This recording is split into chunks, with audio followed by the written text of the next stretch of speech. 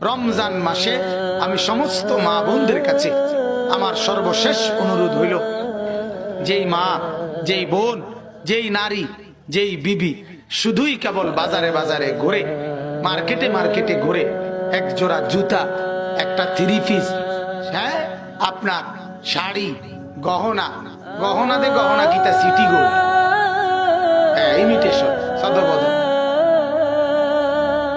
যাই হোক, এজন্য বলছি মারা, যে যদি বিবেক থাকে, আল্লাহ যদি বিবেক দিয়ে থাকে, বিবেক যদি মরে না যায়, আপনি যদি মরে না যান, আল্লাহর ওয়াস্তে রমজান মাসে কোনোভাবেই মারা এত বড় নাফরমানি, আহা সারাটা মাস এই ঝড় বৃষ্টি, ঘূর্ণিঝড়, জলোচ্ছ্বাস, বান তুফান, কোনো কিছুতে আপনাদেরকে এখন আর বাজার মার্কেট থেকে থামানো যায়।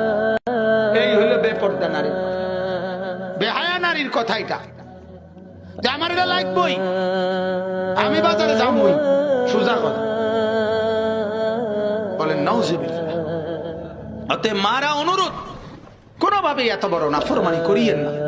আল্লাহ তাআলা ডাকে বান্দা রহমত নাও, আপনি বলতেছেন রহমত লাগবে না, আমার জুতা।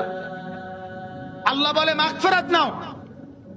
রমজান মাসে হেবুডির কথা হইলে আল্লাহ আমার মাগফিরাত লাগতো না, আমার 30 পিস কিনা বাহি, আমি এনে মাগফিরাত আল্লাহ বই থাকলো, বলেন নাউজুবিল্লাহ।